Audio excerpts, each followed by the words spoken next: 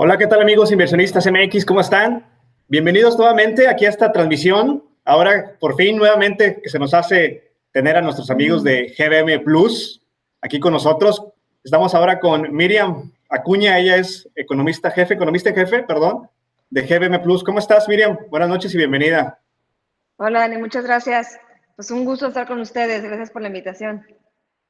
No, al contrario, hombre, al contrario. Digo, qué bueno que te tenemos aquí con nosotros ahora para platicar algo pues diferente, ¿no? A lo que ya hemos comentado con GBM Plus y inclusive con otras plataformas, que es pues, platicar plataformas y todo eso, ¿no? Ahora vamos a platicar de un tema pues, más profundo y sobre todo en una época pues, que creo que es el momento adecuado para ver cómo nos va a ir o cómo pensamos y que nos puedas compartir desde tu perspectiva y expertise las expectativas, las perspectivas, valga la redundancia, para este 2021 en materia económica, con todo esto que está sucediendo. Miren, pues bienvenida y bienvenidos también a la gente que se está uniendo de la comunidad de inversionistas MX y de GBM Plus. Miriam, me gustaría que te presentaras un poquito con la comunidad para que te conozcan un poquito de tu experiencia, tu background y tu posición en GBM Plus, por favor. Claro, Dani, pues como bien mencionas, estoy trabajando en GBM ahorita, soy economista en jefe, lo cual implica que junto con mi equipo lo que hacemos es identificar las variables más relevantes para la economía mexicana, hacer un forecast de cada una de ellas y con esto los analistas de las empresas los meten a sus estimados para sacar recomendaciones sobre las empresas, ¿no? Por eso creo que, o sea, tener la base económica es bastante relevante al momento de buscar una inversión, ¿no? Bien. Yo llevo en GBM 7 años, casi 8. Antes de eso estuve en Secretaría de Economía, estuve también en CIE, estudié en el ITAM, estudié Economía y también hice una Bienvenidos maestría también en a la gente que se Administración en está el uniendo. ITAM. Sí, sí. Y bueno, pues nada, la verdad es que de toda mi carrera como economista nunca he hecho más economía que ahora en GBM. Una gran institución que me ha dado una gran carrera y ahorita pues haciendo lo que más me gusta hacer, ¿no? Economía pura, como decías, un poco más teórico, justo lo que estudié y bueno, pues qué mejor que ver que tus estimados y todo este análisis económico se ve reflejado en algo tan tangible como inversiones, ¿no? Exacto. Oye, ¿desde cuándo comenzaste a agarrarle pasión a esto? Porque también te escucho apasionada, igual que yo. Digo, no sé si fue algo paulatinamente o ya desde que iniciaste fue tu pasión este tema de la economía, de las inversiones y las finanzas. Sí. Pues mira, yo cuando estudié economía, primero lo empecé por una parte más social, o sea, pensaba que era buena en términos analíticos, pero además quería como tener esta parte, o quería hacer algo en mi vida que tuviera un impacto más social, ¿no? Y economía me pareció una muy buena carrera para hacerlo. Sin embargo, después, pues por azares del destino, caí en casa de bolsa y me encantó. O sea, me encantó el hecho de cómo se va Excelente. mezclando toda esta parte, te digo, de inversiones con la economía y cómo hay una base dentro, no Sí, nada sí, más sí. en tema de evaluación, sino político, de crecimiento y demás, ¿no? Entonces vas analizando cada una de las variables y esta sinergia que hace y estos engranes, cómo se van moviendo, sí, como bien dices, me apasionó desde un año después de que entré a GBM, pues, o sea, desde que le Sí. encuentras todo el sentido, ahí empezó la pasión. Sí, hombre, aparte porque, o sea, intervienen muchos factores, mucha información que se conjuga para poder tomar decisiones, ¿no? Exacto, Económicas. Entonces, exacto. eso como que le agarra cierta pasión que ya luego ni te puedes deshacer de ella. Soltar, sí, Exacto. justo. Oye, ya que Sí, tenemos sí. aquí casi 170 personas conectadas, hasta Francisco Villa Romano, saludos. Jaime Olán, saludos Jaime, Jesús Araiza, Eduardo BM, dice saludos Miriam, Naí y Lalo. Cecilio de la Cruz, Armando Calderón, saludos. Marcelo Chelo Barrera. Bueno, como les comentaba, amigos inversionistas MX, va a ser una plática un poco más profunda para conocer la perspectiva de Miriam desde el punto de vista económico. Sé que muchos de ustedes tienen algunas o podrían tener algunas inquietudes en cuanto a la plataforma, ya técnicas y toda esa cuestión. Para eso va a estar aquí en el chat el equipo de GBM Plus contestando algunas de las preguntas técnicas de la plataforma para apoyarlos, ¿no? Que eso se los pedí yo, pues con la finalidad también de apoyar a la gente que a lo mejor por ahí tenga alguna duda ya técnica y ese tipo de cuestiones. Y de cualquier manera, pues están las redes de GBM Plus para ya tener una atención más personalizada. Y bueno, Miriam, pues la primera preguntita, y creo que, o sea, a mí me gusta ir directito al grano para que nos diga el ponente su opinión, es los retos para México en este 2021, hombre. Venimos de un año súper complicado, digo, yo pues he pasado por 2 crisis, la primera pues no me acuerdo mucho, es la del 94, pero cuando platicas ya con gente que tiene un poco más de tiempo, pues todos te dicen que esta es la peor crisis que se ha dado porque involucra no solo lo económico, sino el tema salud, pandemia, empresas cerrando, negocios que quiebran, todo ese tipo de cuestiones. Entonces, con base en eso, ¿cómo pinta desde tu perspectiva el 2021 y cuáles son los retos para nuestro país, para México, pues en este año que va comenzando? Sí, sí, tienes toda la razón, Dani. O sea, venimos de un 2020 arrasador, creo que no hay otra palabra para describirlo, Exacto. arrasador en términos de no nada más económicos, sino también de vidas, ¿no? Que es una parte bastante relevante.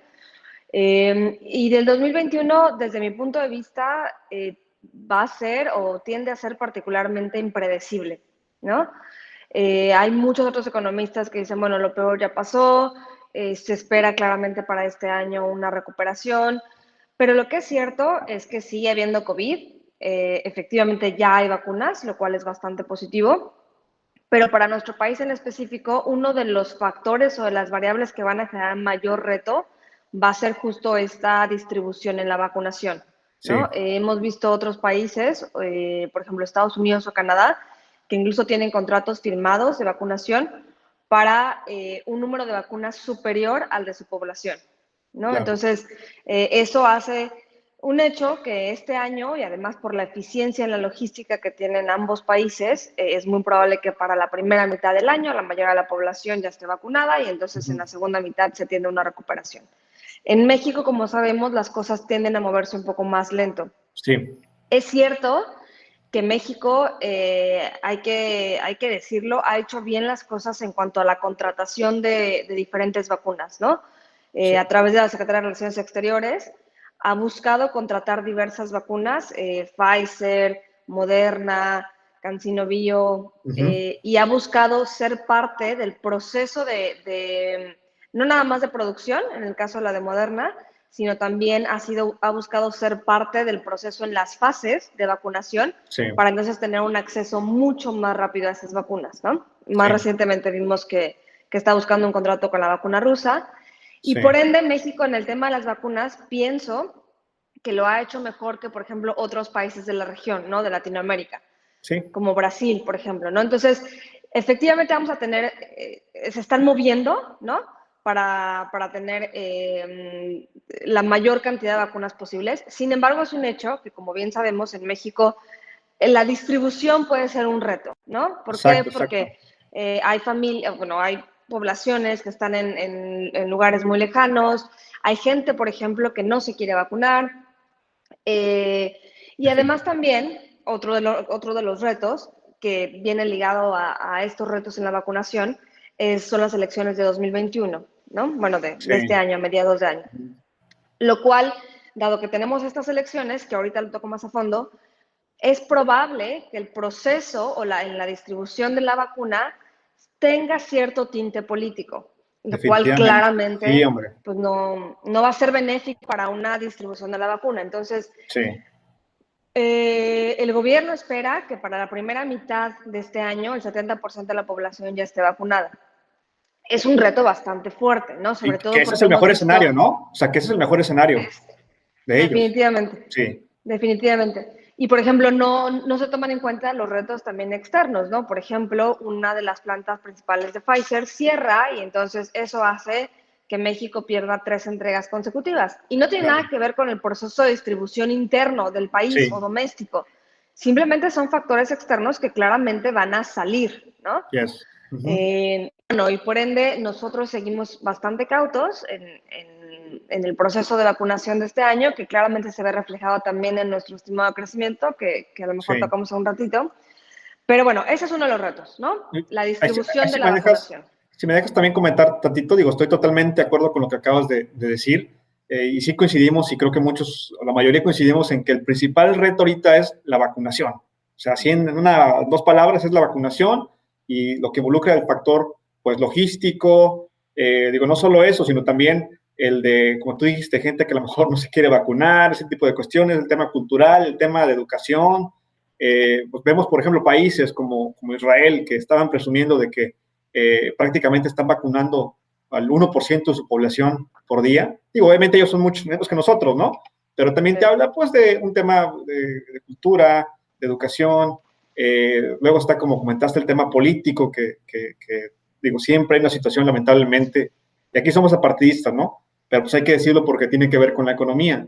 Y en este caso, pues, lamentablemente luego se aprovecha de esa situación, pues, para darle ese tema político y prepararse, pues, para las elecciones que están en puerta, ¿no? Entonces, coincido contigo de que principal es el tema del control de la pandemia, ¿no? Exactamente. Sí, ese es el clave, ¿no? A ver, el año pasado creo que ninguno esperábamos que la pandemia fuera a durar tanto tiempo, ya vamos para un año y es probable que dure todavía un tiempo más y todo depende de cómo se va distribuyendo. Ahora, la cosa es que, como te digo, creo que este avance dentro del mundo va a ser desuniforme, lo Sí, cual es benéfico y a la vez no para nuestro país, benéfico porque si Estados Unidos, por ejemplo, que es uno de los países que muy probablemente lo haga bien en el proceso, ya está empezando, incluso muchos mexicanos en Estados Unidos ya se están vacunando y demás, es nuestro vecino. sí, Entonces, que ellos lo hagan de forma eficiente y rápida nos va a beneficiar tarde que temprano, ¿no? sí. Entonces, bueno, por una parte está esa. Por otra parte, como te mencionaba, el otro reto que considero para este año es el proceso electoral, que va a ser en junio. Se reanuda la Cámara de Diputados completamente, los 500 diputados, y se van a elegir 15 estados, ¿no? Sí. Es un reto, ¿por qué? Porque claramente lo que está buscando el mercado o lo que buscará el mercado en estas elecciones de mitad de periodo va a ser un equilibrio en los poderes, ¿no? Como hemos visto, pues hoy en día Morena tiene mayoría en ambas cámaras Uh-huh. y entonces todas aquellas propuestas que hemos visto que han movido al mercado de un día para otro, si el presidente las apoya, tienden a pasar en cámaras por obvias razones, ¿no? Claro. Ahora, lo que el mercado está buscando es tener un mayor equilibrio en ese sentido para que entonces cualquier propuesta que salga del partido en el poder no genere tanto ruido en el mercado, ¿no? Uh-huh. Sí. Entonces, como te digo, vamos a renovar Cámara de Diputados y Cámara de Senadores. Entonces, ese va a ser, vamos a tener cierta volatilidad, Claro. tanto para bolsa como para tipo de cambio, ¿no? En ese ¿Crees que momento. haya un reacomodo en la Cámara de Diputados y Senadores? O sea, que ya no esté, pues, totalmente hacia la izquierda, sino que esté, digamos, ahora sí una contraparte, por así decirlo. ¿Crees que haya ese reacomodo? Pues mira, creo que es difícil de pronosticar. Las variables que creo que son relevantes para tomar en cuenta es esta alianza que está formando la oposición, ¿no? Uh-huh. PRI, PAN Sí, y PRD, que se unieron en un poquito más de 180 distritos electorales. sí, Para la Cámara de Diputados son 300, para mayoría relativa y proporcional. Entonces, el hecho de que se hayan unido en 180 de los 300, creo que son 185, 189, pero alrededor de 180, de los 300, te habla de que existe una buena oportunidad de que la ok, oposición, sí, de que le quiten esa mayoría morena, ¿no? Pero también creo que va a ser muy relevante la participación ciudadana, ¿no? O sea, uh-huh. generalmente en las elecciones de mitad de periodo la participación tiende a ser baja. Sí, Entonces va a ser importante que la participación sea alta para que de esta forma la oposición tenga mayores probabilidades de equilibrar la Cámara, ¿no? Como bien, un pronóstico tal cual es difícil, ok, creo, hacerlo. claro, sí, definitivamente. ¿Qué otro reto, Miriam, consideras para este Y año? también pensaría que también es bastante relevante la llegada de Biden, ¿no? A la Exacto, administración de exacto, Estados sí, Unidos. Eh, Después de tener a un Trump por 4 años, que fueron altas y bajas, una relación sí, entre que sí con López Obrador, no, al final, bueno, creo que al final no fue tan truculento como esperábamos, con la combinación Trump-López Obrador, pero creo que la llegada de Biden, dada nuestra vinculación económica con Estados Unidos, es bastante relevante. Pensamos que Biden va a dar un poco más de predictibilidad al mercado, ¿no? O sea, tan fácil como Trump tuiteaba algo en la mañana y entonces el mercado volaba en 2 segundos. Y entonces, literalmente, sí, o sea, para saber qué estaba pasando, te tenías que meter a Twitter, ¿no? Claro, Ahora claro. me parece que Biden va a ser mucho más institucional, lo cual va a dar mucho más predictibilidad y más Sí. estabilidad a cualquier movimiento que se pueda generar. Pero a la vez también creo que va a ser una relación un poco más complicada, porque si recuerdas, a mediados del año pasado entró en vigor el USMCA o el TMEC, Sí. dado que Trump por sí mismo violaba varias de las reglas que se habían firmado en el TMEC, como por ejemplo poner impuestos del acero a Canadá y demás, pues no tenía ningún incentivo de buscar que los otros socios, Canadá y México, Sí. siguieran al pie de la letra el USMCA. Sin embargo, Biden, por supuesto que va a tener esos incentivos, ¿no? Entonces, cualquier medida que se tome que no esté incluida en el USMCA o que esté violando el tratado per se, puede ser que México entonces se Exacto. enfrente a diferentes paneles de controversia, ¿no? Exacto. Entonces, sobre todo en el tema laboral, que le importa muchísimo a los demócratas y fueron los que más Sí. empujaron ese tema. Entonces, sí, definitivamente puede ser que comparado con Trump, ahora empecemos a ver mayores paneles de controversia como tal o controversias que presenta Estados Unidos, México, por algunas violaciones que se estén haciendo al USMCA, ¿no? Sí, Ahora, eso pues también puede funcionar como un buen contrapeso, ¿no? claro. Eh, Oye, y que de hecho, algo que comentan aquí, que ponen aquí los miembros en los comentarios, es que sí, o sea, ahorita con la entrada de Biden, pues esperamos o se espera que esto se torne un poco más, pues político, o sea, como era antes, que olvidar el estilo de Trump para comunicar cualquier nueva iniciativa o cualquier nueva exacto. acción, porque sabemos que Trump era, pues es un negociador, es un empresario, ese es su perfil, ¿no? Y Es Biden un pues regresa. político de vida. Ajá, exacto. Entonces, Biden Sí. ya regresa al esquema que estaban acostumbrados o que estamos acostumbrados nosotros de ver un político y que eso inclusive a lo mejor pues no, definitivamente da certidumbre a los mercados, porque ves que luego Trump hacía con un tweet ya levantaba o bajaba, influía meramente en los mercados, ¿no? O sea, Biden sí también puede hacerlo como cualquier presidente, pues a final desde su puesto de poder tiene esa facultad, pero la mesura con la que se conduce Joe Biden, obviamente contribuye a que sean pues, posiciones pues, más calmadas, o sea, que no haya más revuelo en los mercados. Eso está bien, ¿no? Y es entendible. Y lo otro que también te quería preguntar es, sabemos que Biden pues, apoya mucho al tema de las energías renovables, que aquí en México pues no, la verdad, se dice, pero no se hace y no se explota como se debe hacer. Sí. Dependemos todavía mucho, queremos depender todavía del petróleo, esa cuestión. Entonces, no sé si esto vaya a provocar como un choque que al final vaya a afectar pues la economía en México, pues porque a lo mejor pues Biden está enfocado en el tema de las energías renovables y pues México sigue todavía por otro tipo de energías no limpias, por así decirlo. ¿Crees que sea un factor determinante que vaya a impactar o que sea un reto para México en este año? No creo que, así como lo escribes, per se vaya a ser un reto. Creo que es bien sabido, no nada más en México, sino también en el mundo, que la administración actual decidió frenar la reforma energética y por ende cualquier inversión hacia energías renovables o no renovables por parte de los privados está prácticamente suspendida. Yeah. Lo que sí creo que puede ser un choque es que López Obrador o la administración vuelva a generar cancelación de algunas inversiones, ¿no? Como el tema de los gasoductos, que se genera un conflicto.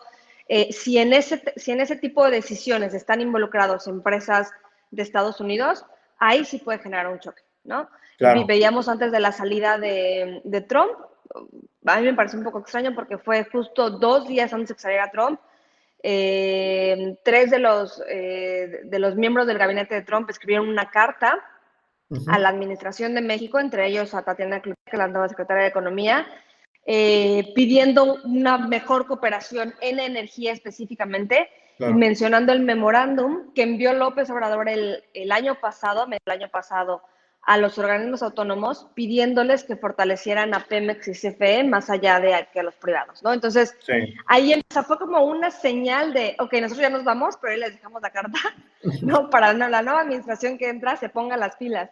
Sí. Entonces, sí, definitivamente para mí es un tema crucial, energía. Sí.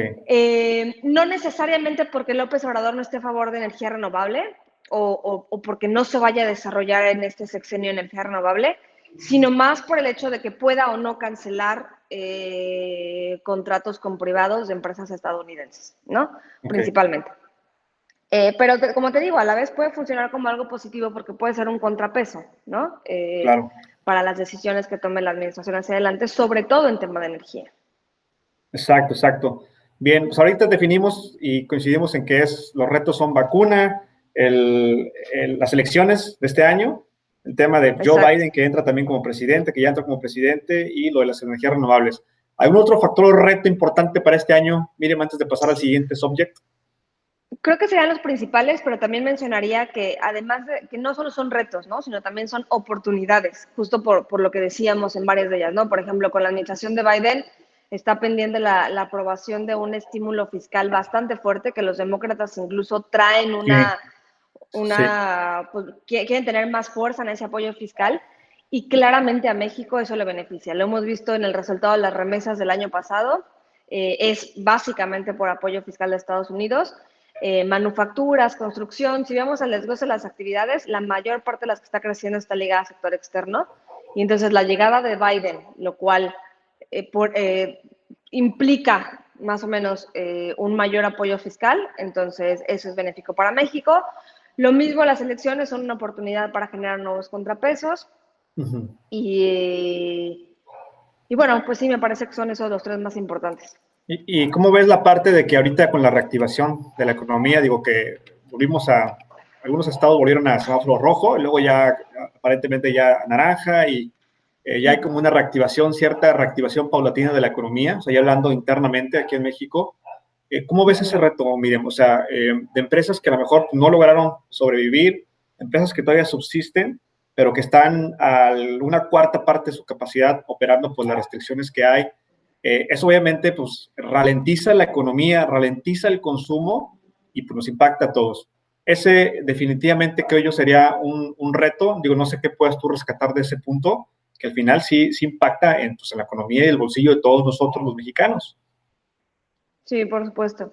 De hecho, nosotros tenemos un view bastante moderado, bastante cauto, sobre todo en el tema del empleo, ¿no? O Sí, sea, como bien mencionas, este cierre de negocios, pequeños negocios que efectivamente no lograron sobrevivir, aquí hay que tomar en cuenta que en la mayoría de bueno, no la mayoría, en muchos otros países del mundo existieron apoyos fiscales, ¿no? Y apoyos fiscales sí, que literalmente te daban un cheque si eras empresario o si no lo eras, ¿no? O sea, simplemente para sobrevivir. México tiene casi el 60% de su población es informal, está en el sector informal, y por claro, ende, si hay semáforo rojo y te cierran todo, sobre todo los primeros 2 meses del año pasado que vimos que estaba completamente shutdown, pues la gente tiene que salir a trabajar, pero afuera en las calles no había gente que comprara o que consumiera y demás. Entonces, obviamente, pues estos pequeños negocios cerraron y el impacto mayor es el empleo, ¿no? O sea, nosotros claro, pensamos que el empleo no va a retomar sus niveles prepandémicos, sino hasta dentro de 4 o 5 años, ¿no? Porque exacto, no es como bajo la cortina, ya es semáforo verde, subo la cortina. No, o claro, sea, ya no la puedes volver a subir porque la inversión que le habías metido a tu negocio pues ya no está sí, ahí, ¿no? Entonces ya no vas a poder volver a subir la cortina. Eso pues, sí pensamos que fue efecto de una falta de apoyo fiscal, ¿no? claro, Ahora, efectivamente empezamos a ver cierta recuperación, obviamente porque de los 3 primeros meses de la pandemia, marzo, abril, mayo del año pasado, cerraron completamente, se empieza a abrir ligeramente la economía después, ahora vamos a tener una base comparativa muy sencilla en los siguientes meses, porque si bien es cierto que hay varios estados que regresaron a semáforo rojo, hay uh-huh. acuerdos, como por ejemplo en el tema de los restaurantes, Sí, como bien sabes, Ciudad de México y Estado de México pueden abrir si dan servicio en exterior. las afueras. Uh-huh. Creo que también ya hubo una curva de aprendizaje ligera, ¿no? En la cual los restaurantes pues ya se volvieron mucho más eficientes en el tema de El comida servicio. para llevar o de Sí, servicio a domicilio. Entonces ya pasaron esa curva de aprendizaje, entonces efectivamente estos primeros meses de este año van a ser mucho más activos, ¿no? Comparados con el año pasado, claro, pero en definitiva la economía sigue muy por debajo de los niveles prepandemia, ¿no? exacto, sí, definitivamente. Bueno, oye, y fíjate, ahorita comentaba aquí un miembro, Hugo Trejo, dice, el tipo de cambio será un gran reto mantenerlo. Ahorita comentamos sobre eso. Digo, me gustaría, antes de pasar al siguiente tema, nada más recordarle a la comunidad que estamos con Miriam Acuña. Ella es la economista en jefe de GBM Plus. Y bueno, Miriam, el siguiente tema, punto que me gustaría platicar y debatir un poquito contigo es directo, ¿no? ¿Cuánto crees tú que crecerá México este año y qué variables serán los principales drivers de este crecimiento? Sí, mira, nosotros tenemos un estimado de crecimiento de 3.6% para 2021. Esto luego de que la economía cayó el año pasado Sí, 8.5%. casi 9%. Sí. Exacto, entonces es la mayor caída en los últimos años. Y nosotros pensamos que va a crecer 3.6. A lo mejor, si yo llego y te digo, oye, Dani, ¿sabes que va a crecer 3.6? Tú dices, órale, o sea, es un crecimiento brutal.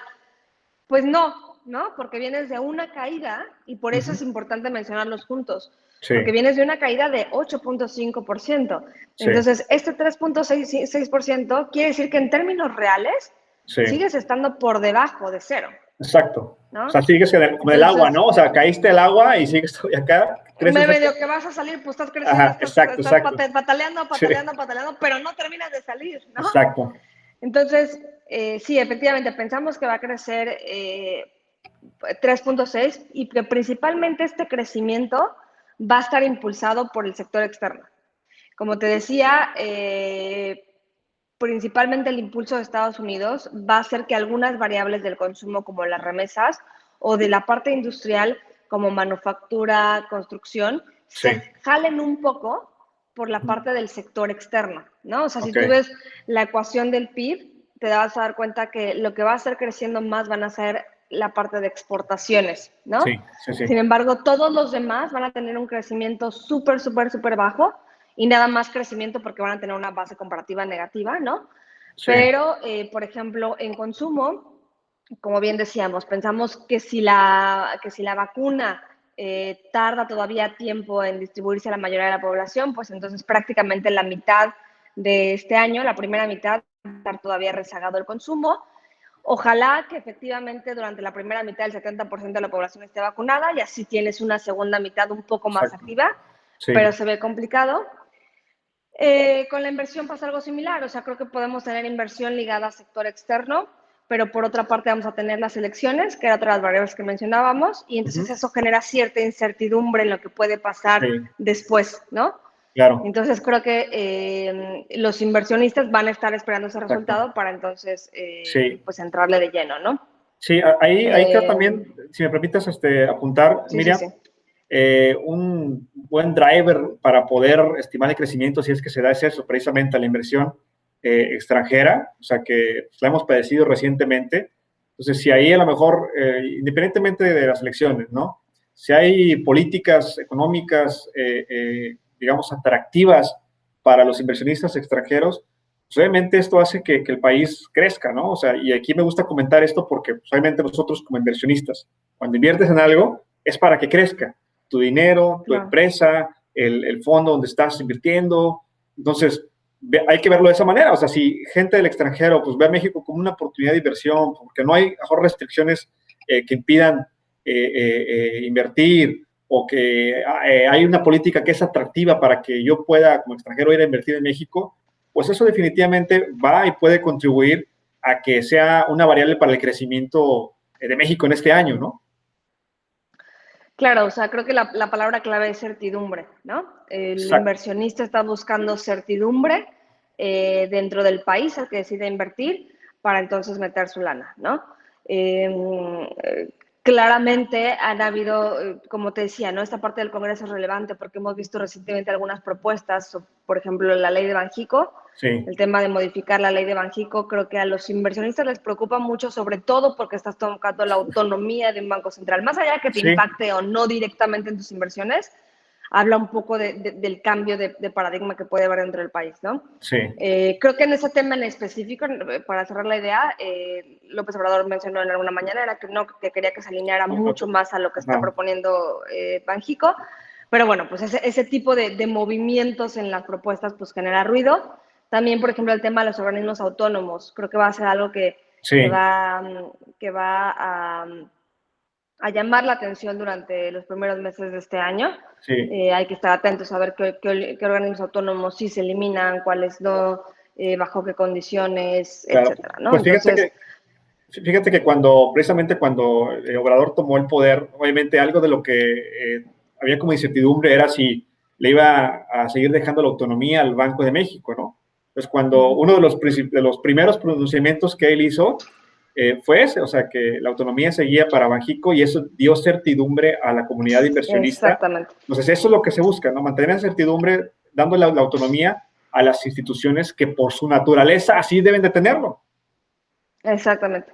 Sí, y creo que justo por eso cuando salió esta propuesta del Senado de modificar la ley de Banxico sorprendió, porque nuestro speech siempre había sido se va a respetar la autonomía de Banxico y demás, porque nosotros, digo, nada más tocando un poco la parte política, nosotros hicimos un análisis del libro de López Obrador, el que escribió antes de elecciones, donde marca todas sus propuestas, ¿no? O sea, todas las propuestas que tiene, y la verdad es que ha ido siguiendo al pie de la letra cada una.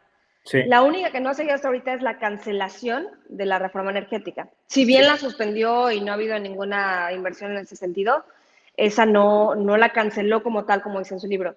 Pero en el libro no se habla de Banxico, de eliminar la autonomía ni nada, ¿no? Entonces sorprendió un poco esa propuesta, pero bueno, me parece que después de los comentarios que hizo el presidente en la mañanera, pues es probable que no siga adelante como se propuso. Claro. La que sí hay que, como te decía, que seguir de cerca es el tema de los organismos autónomos, ¿no? Claro. Oye, que está involucrado la COFESE, el IFT y demás, ¿no? Claro. Oye, y otro tema también, digo, y que ha sido uno de los drivers del crecimiento en nuestro país a lo largo de estos años, pues obviamente es la industria automotriz, ¿no? O sea, sabemos que aquí hay pues, muchas armadoras que siempre cuando hay una pandemia o algún tema de crisis económica, pues es el turismo y luego los coches, ¿no? Porque nadie compra coches en ese momento, bajan las ventas considerablemente. Y el tema automotriz en México, pues obviamente son exportaciones que a final de cuentas pues traen dinero a nuestro país. ¿Crees tú que haya una recuperación en ese sentido, aunque sea paulatina, o que todavía vamos a estar contraídos en la parte del sector automotriz que nos impidan tener ese crecimiento y que a final de cuentas no sume la variable del sector automotriz a los drivers de crecimiento en México? Pienso que va a tener una recuperación paulatina justo por lo que mencionabas, porque está ligado completamente a la demanda externa, ¿no? Entonces, como te decía, o sea, la mayor parte de los sectores que este año van a tener un crecimiento, como dices, poco a poco, pero crecimiento al final de cuentas, son aquellos que están ligados al sector externo. Y uno de los más importantes es manufactura, ¿no? Entonces, sí, pienso que sería uno de los sectores que va a estar creciendo de forma moderada, pero impulsado principalmente por crecimiento en Estados Unidos, ¿no? Oye, mira, fíjate, aquí tengo una pregunta que se me hace muy interesante de Arturo Serrano, igual nos puedes ayudar a contestar. Dice Arturo, ¿qué sectores de la industria podrían tener una buena recuperación durante el 2021? ¿Cuál es el pronóstico? Te digo, diría lo mismo, o sea, son aquellos sectores principalmente ligados con el sector externo, que son manufactura, entre ellos, como bien mencionabas, la parte de vehículos, también la parte de construcción ligeramente, porque hay que recordar que además de la parte que está ligada con el sector externo, hay que recordar que hay un plan de infraestructura propuesto entre el sector privado y el sector público, ¿no? En México. Claro. Entonces esto podría darle un ligero jale, ¿no? A ver, no estamos hablando de nada extraordinario, pero por lo menos ya hay algo en papel que en teoría van a seguir anunciando cada 3 meses nuevos proyectos, entonces eso puede generar un poco. Pero sí, serían los dos principales. Oye, ¿y dónde dejas, por ejemplo, el sector turismo? ¿Qué te parece? O sea, que vaya a repuntar un poquito, porque digo, la gente extranjera pues, sigue viajando, ¿no? O sea, hemos visto inclusive que en Tulum, o sea, hay mucho extranjero todavía, no como antes, obviamente, ahorita, pero ¿crees que haya ese crecimiento que se llegue que llegue a ser tangible en este año, en el tema turístico? Crecimiento per se, el número va a haber, por lo que te comentaba, la base comparativa, ¿no? Pero sí creo que va a seguir bastante rezagado. Te digo, en México los casos COVID siguen bastante activos ahorita. Creo que va a ser el caso durante el primer semestre del año. Ok, Algo que hay que tomar en cuenta son las restricciones que ponen los otros países. Por ejemplo, ahorita con la llegada de Biden, pues puso, una de las nuevas restricciones es que si tú vuelas a Estados Unidos tienes que llevar una prueba, ¿no? exacto. Prueba COVID en los últimos 2 días. Sí, Creo que eso sí va a limitar un poco más el turismo de Estados Unidos hacia México. Y luego también Canadá anunció que no va a tener vuelos a México o el Caribe, sino hasta abril, sí, ¿no? Entonces, son restricciones que no está poniendo México como tal, sino que están poniendo países fuera, claramente porque en México hay todavía muchos casos y la situación no parece fácil, pero además también para cuidar pues, la parte doméstica, ¿no? De estos países. sí. Entonces, pienso que todas estas restricciones van a seguir afectando el turismo, por lo menos durante la primera mitad del año, en definitiva. Gracias, Miriam. Por Ujú. aquí dice Mayo Arriaga, triste pero cierto el tema del turismo. Sí. Oye, pues pasamos al otro tema también muy interesante y que también tengo yo mucha curiosidad de escucharte y que nos compartas tu opinión. El tema de la política monetaria de Banxico, hombre. O sea, ¿cuál es la perspectiva con respecto a la inflación, obviamente, y la tasa de política monetaria que crees tú que adopte Banxico para este año, Miriam? Sí. Mira, nosotros pensamos que la inflación se va a mantener baja a los niveles que está ahorita, cerró el año pasado en 3.15 durante los 2 primeros meses del año. Sin embargo, durante abril, mayo podemos tener un repunte fuerte porque el año pasado, si recuerdan, los precios de los energéticos, justo por el inicio de COVID, se desplomaron. Sí, Entonces, eso hace que el precio actual esté significativamente por arriba de los precios del año pasado y haga que la inflación vaya a tener un rebote durante esos meses, ¿no? Del segundo trimestre de este año. Entonces, después de ahí, va a tender a estabilizarse ligeramente, pero sí esperamos que cierre el año en 3.7%, o sea, más arriba de lo sí. que cerró 2021. Ujú, Principalmente porque tienes un salario mínimo más alto, ¿no? Que ha subido continuamente en sí. los últimos 2, 3 años. Ujú, Nosotros, si quieres, ahorita lo comentamos, pero también tenemos una depreciación esperada en el tipo de cambio, lo cual te afecta también a inflación. Y también este tema de persistencia en casos COVID, vas a tener todavía shocks por el lado de la oferta, que va a hacer que claro, los precios sigan al alza, ¿no? sí. Entonces, tenemos un estimado de 3.7 para fin de año.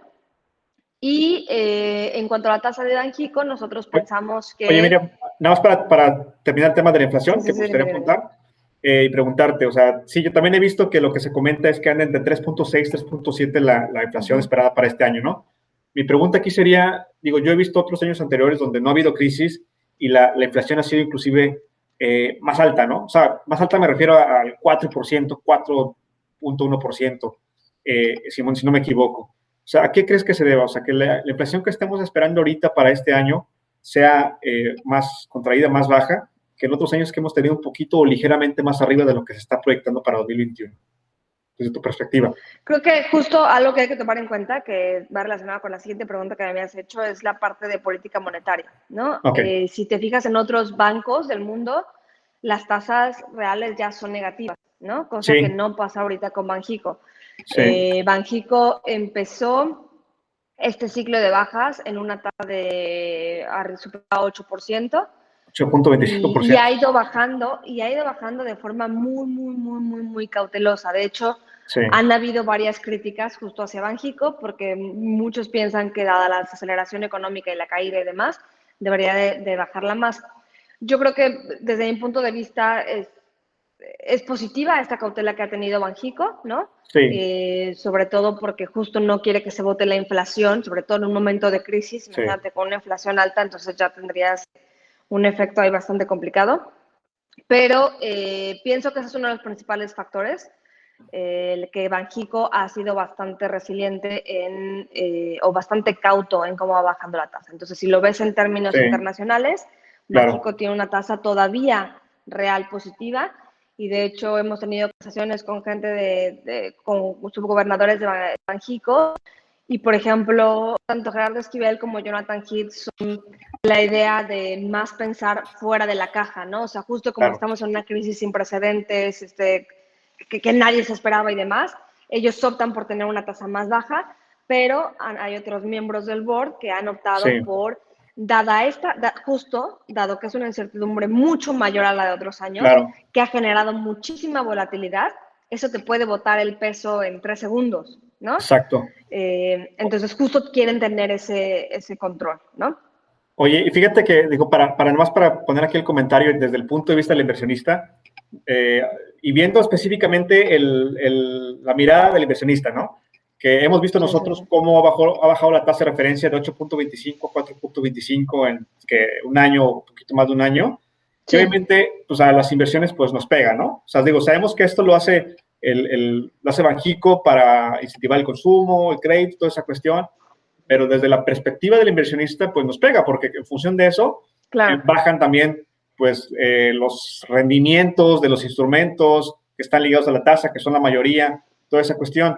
Y fíjate, quiero comentar algo muy curioso, digo, y aprovecho para el comercial, el siguiente sábado tenemos un live con un trader, un chavo trader, bueno, sí, un chavo trader en España, que estuve platicando con él, y acá no nos creen que hay instrumentos como Sofipos o como otros que dan 10% de rendimiento y que luego la tasa de referencia estaba en 8.25, porque allá en Europa hay tasas negativas. O sea, Exacto. allá hay tasas negativas y nosotros acá luego nos quejamos, y te digo, insisto, desde la perspectiva del inversionista, nos quejamos de que, oye, pues la tasa de Banxico pues va bajando y mis inversiones están bajando también, pero si lo vemos a un nivel macro, allá en Europa hay temas ya de tasas negativas que obviamente pues desincentivan un poquito a la inversión, y nosotros todavía no llegamos a eso, ¿no? Y es a donde voy yo, que aquí está preguntando Hugo Trejo, ¿se podrían dar tasas de referencia incluso negativas como en Europa que ya existen?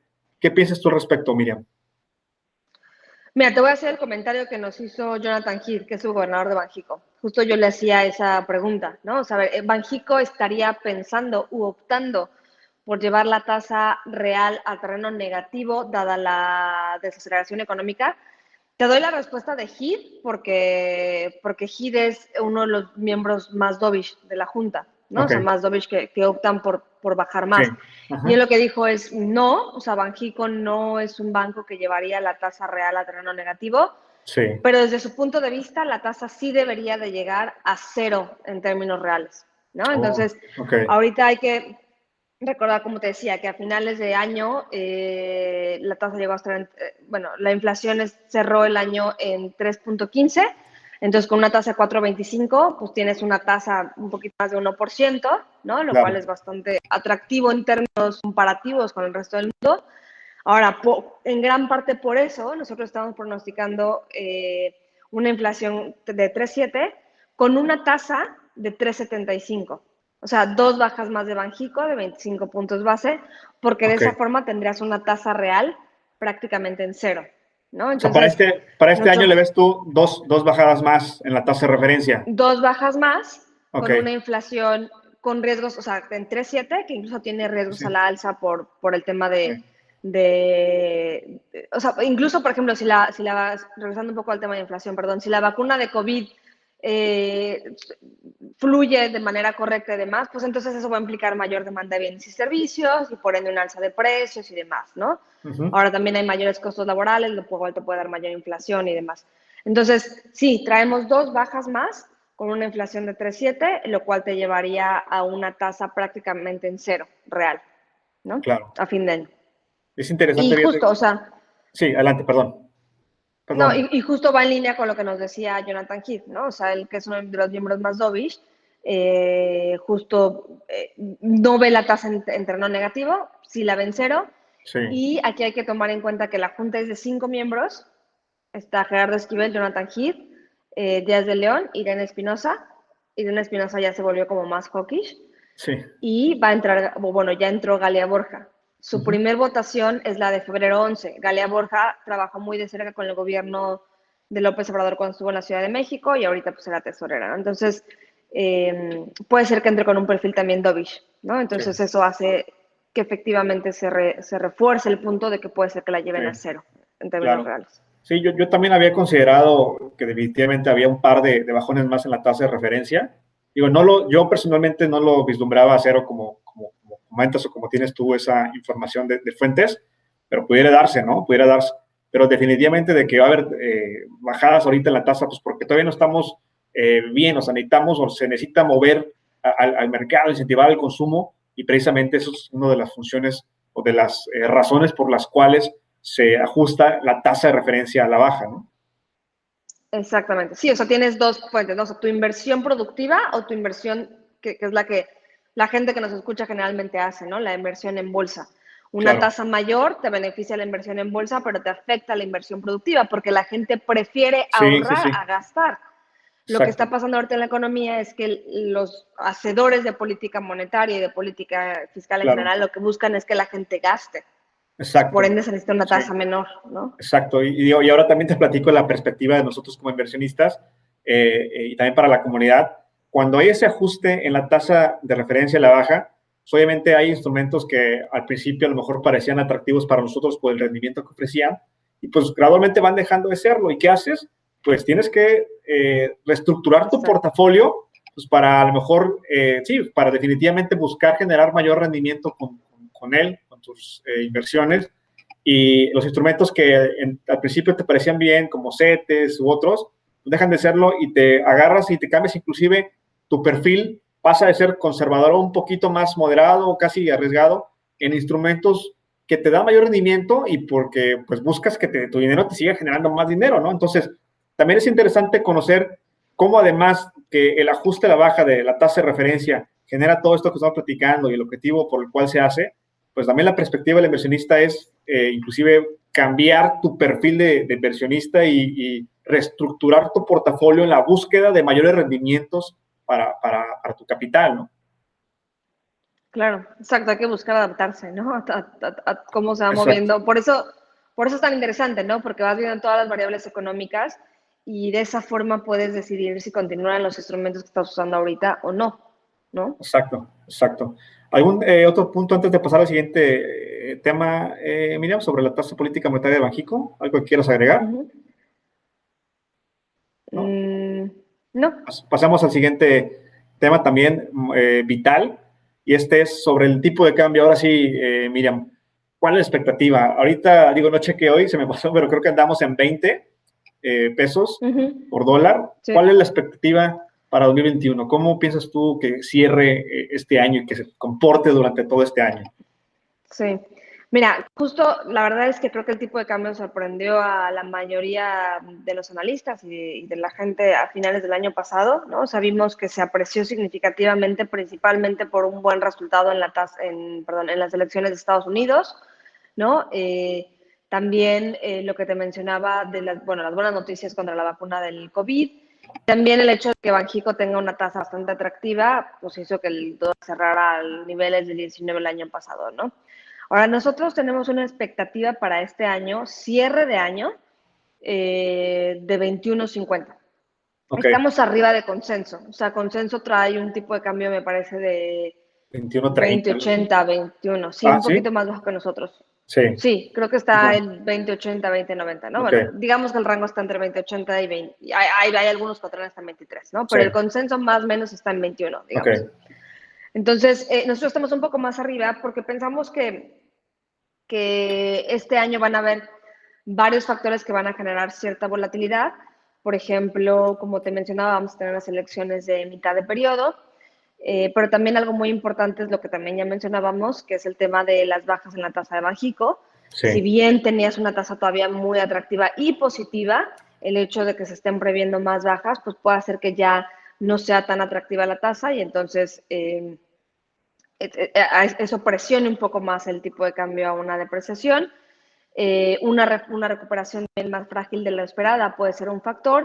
Y también aquí hay que tomar en cuenta que hay muchos desafíos para las finanzas públicas. ¿Y por qué es importante las finanzas públicas para el tipo de cambio? Por la calificación soberana, ¿no? Las calificadoras, como bien saben, Moody's, Fitch, Standard Poor's, toman en cuenta toman en cuenta las finanzas públicas que estén sanas, ¿no? sí, Si bien el gobierno se ha enfrentado a una política de austeridad para mantener las políticas o las finanzas públicas sanas, es un hecho que pues se ha terminado con los fondos, probablemente no tenga un remanente fuerte de Banjico, etcétera. Hay bastantes riesgos para las finanzas públicas este año que puede hacer que si bien no está en nuestro escenario base que México pierda el grado de inversión, sí puede tener algunos recortes adicionales, por ejemplo, por Moody's, que es el que está Sí, más ajá, arriba en la escala de calificaciones. sí, Entonces, esto puede presionar un poco al tipo de cambio y puede hacer que regrese a los niveles que estábamos viendo a inicios del año pasado, ¿no? 21, 21.50. claro. Oye, y también lo que hay que tomar en cuenta es que, porque hemos visto que de repente el peso se ha apreciado, ¿no? Lo hemos escuchado recientemente. Y eso que comentas, o sea, que es muy importante también platicarlo aquí, el tema de que el dólar también se ha depreciado un poco, o sea, inclusive Exacto. se ha visto afectado y digo, algunas veces o la mayoría de las veces que escuchamos que el peso ya vale 19.9 y 19.8, o sea, no es tanto, digo sí, pero no es tanto de que se haya apreciado por sí solo, sino que el dólar es el que se ha venido afectando recientemente con toda esta turbulencia que ha habido en Estados Unidos y pues por esa razón también tenemos ahorita un tipo de cambio que inclusive llegó hasta la 22, ¿no? Pero como tú dices, la expectativa para este año es 21.3, ¿no? Es lo que comentaba, 21.5, perdón. 21.5, Sí, 5 para fin de año. 21.5. Sí, efectivamente. O sea, lo que pienso es que factores externos, como bien mencionas, ayudaron al tipo de cambio, al peso mexicano, a fortalecerse a finales del año pasado, a apreciarse, pero creo que este año la mirada va a regresar a la parte doméstica, ¿no? Y Sí, ahí es cuando entonces vamos a tener cierta presión para la depreciación, ¿no? Eh, Digo, el tipo de cambio siempre ha sido un volado, ¿no? Con sí, Trump nos dimos cuenta, salía un tweet y de repente volaba sí, y luego regresaba y demás. exacto. Pero sí, esa es nuestra expectativa. O sea, podemos o no atinarle al 21.50 específico, pero la expectativa es de una ligera depreciación comparada con los niveles actuales. Excelente. Gracias, Miriam. Oye, y pues pasamos ya a una última pregunta, antes de igual tomar algunos comentarios, que es una pregunta ya no tan profunda, sino que queríamos preguntarte también desde tu perspectiva, hombre. Con todo esto que hemos platicado y con lo que está ocurriendo en el mundo en materia económica, salud, financiera y todo eso, y tú que estás detrás también de GBM Plus, ¿qué factores debemos tomar en cuenta, además de los ya platicados, hoy en día al invertir en bolsa? O sea, ¿qué consejos das tú a la comunidad que ya invierte en la bolsa, ¿no? Inclusive. Pues mira, justo dado que soy economista, justo lo que diría es que analicen cada una de las variables, ¿no? De las empresas en las que están invertidos o en las que quieren invertir. Justo el área de análisis de GBM hace una evaluación bastante exhaustiva de cada una de las empresas. ¿Y qué es lo que toman en cuenta? Pues estos estimados económicos los integran a sus modelos para entonces hacer una recomendación de cada una de las empresas, ¿no? Como tú bien mencionabas, puede ser que a lo mejor estés en una empresa que la depreciación del tipo de cambio le beneficie, ¿no? Sí, Entonces, si tú crees que va a haber una ligera depreciación este año, pues entonces es mejor estar en una empresa que una depreciación del tipo de cambio le beneficia, ¿no? Y así con cada una de las variables. O sea, el hecho de que México no esté creciendo o que México se estanque, incluso el año pasado vieron oportunidades. Entonces, mi sí, recomendación es siempre hay oportunidades, sobre todo en las crisis, cuando más exacto, oportunidades exacto. hay. Y el punto está en saber analizar cada una de las variables y en conocer bien tu perfil como inversionista, ¿no? O sea, ¿qué perfil tienes? ¿Tienes un perfil de corto plazo? ¿Tienes un perfil de largo plazo? ¿Te gusta más jugarle? Entonces, te vas más ya sabes, entonces creo que es conocer tu perfil, conocer las variables que tienes que tomar en cuenta y también creo que seguir la recomendación de los expertos como el área de análisis de GBM Sí. es bastante relevante, ¿no? Oye, ahí digo, si quieres platicaros un poquito, porque yo he visto que mencionan ustedes el área de análisis de GBM, o sea, todos los que invertimos ahí tenemos acceso o no, y de qué forma podemos tener acceso. Además, también creo que comparten ustedes información educativa en Academy, GBM Academy. Sí. No sé si es lo mismo y de qué forma tenemos acceso a esa información. Sí, mira, justo ahorita con GBM Plus estamos teniendo una mucho mayor sinergia entre el área de GBM Análisis. Lo que estamos haciendo, GBM Análisis saca todos sus reportes en inglés y hacemos muchísimo research en inglés. Gran parte de ese research a partir de GBM Plus se está traduciendo ya para que esté disponible en las plataformas. Incluso nosotros, por ejemplo, digo, me imagino que ustedes reciben bueno, la gente que te escucha recibe el morning call o el diario, ¿no? El Sí, diario, ese, por ejemplo, newsletter. nosotros Ajá. lo escribimos, el área de Ok. análisis lo escribe, Y de hecho, ustedes nos pueden escribir en cualquier momento a nuestros correos y demás, ¿no?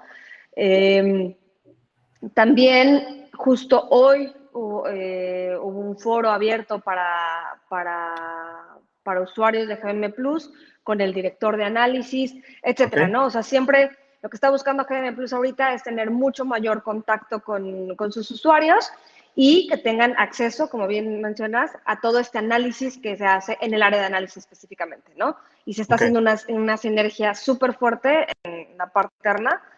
Te lo digo de primera mano para que ustedes puedan tener toda la información. Excelente. Gracias, Mira. Mira, entonces vamos, si te parece, tomar unas preguntas para pasar aquí al cierre. Y, bueno, preguntas y comentarios, ¿no? Déjame por aquí a ver. Dice Sergio Ramos. Es un comentario. El dólar también se va a depreciar probablemente, pero sigue siendo mejor que pesos, ¿no? Es el comentario que él hace. Por acá también tenemos Eric Hernández. Dice, el aumento al salario mínimo puede ser otro factor que afecte sobre el tipo de cambio. Sí, definitivamente, Eric. Inflación sobre todo, y sí. Claramente aumenta el salario mínimo, entonces tiendes a ser menos competitivo y por ende te pegan el tipo de cambio, ¿no? Exacto. Oye, y por acá te preguntan, dice Rol Sánchez, ¿en qué invierte un economista en jefe de GBM? Top secret. Portafolio ultra secreto. Fondos. No, pues sí, portafolio recomendado por GBM. La verdad es que no me quiero la cabeza mucho. Muy bien, muy bien. Excelente. Bueno, pues digo, son muchos comentarios. Sé que por ahí estuvo también tu equipo, Miriam, comentando y respondiendo a la comunidad. Digo, la intención de esta plática, como lo dije al principio, era conocer la perspectiva económica de Miriam, que es la economista en jefe de GBM Plus, y que nos diera aquí un poquito, una pizca de lo que sabe a todos nosotros como comunidad. Y pues te agradezco mucho, Miriam, tu tiempo, esta casi hora que tuvimos, que nos hayas abierto lo que tú conoces y sabes de economía a nosotros. Y gracias también a la comunidad que estuvo aquí presente. Mira, no sé si quiere lanzar un mensaje final antes de despedirnos. Sí, claro. Gracias a ustedes, Dani. Gracias a todos por conectarse. Cualquier duda, sugerencia que tengan, estamos al contacto y a su servicio, ¿no? Básicamente. Gracias a ti por la invitación, a todos por conectarse. Pues gracias, Miriam. Buenas noches y estamos en contacto para proyectos claro de KBM Plus. Nos vemos, amigos claro inversionistas MX. Gracias también y éxito en sus inversiones. Nos vemos. Bye.